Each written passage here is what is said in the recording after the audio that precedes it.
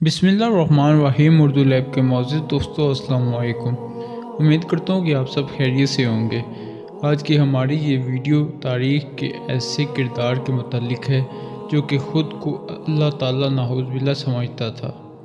5वीं हिजरी का ये मुनाफिक किरदार एक इंतहाई गुनहगार इंसान था जिसका नाम हसन बिन सुबाह है, जिसने लोगों को नकली जन्नत के ज़रिए से अपनी जानिब करने की ठान ली।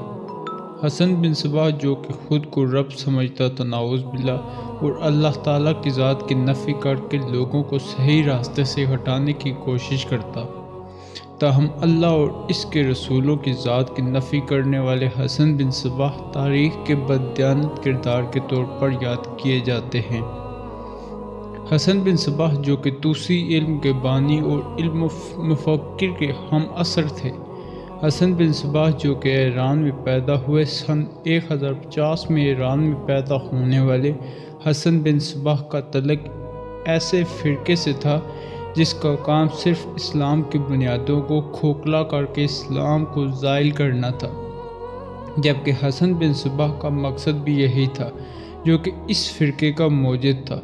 हसन बिन सुबाह एक जंगजू थे जिन्होंने बहुत से किलों और कस्बों पर अपनी हुकूमत की और कई किले जीते। हसन बिन सुबाह ने अल-मौत नामी एक किले को भी फतह किया। हसन बिन सुबाह के जानसार जो कि हसन बिन सुबाह के सिर्फ एक हुक्म पर अपनी जान दे देते, जो कि हसन बिन सुबाह के कहने पर अपने जिस्म में छुरे गोम देते या फिर छत से कूद कर अपनी जान कुर्बान कर देते।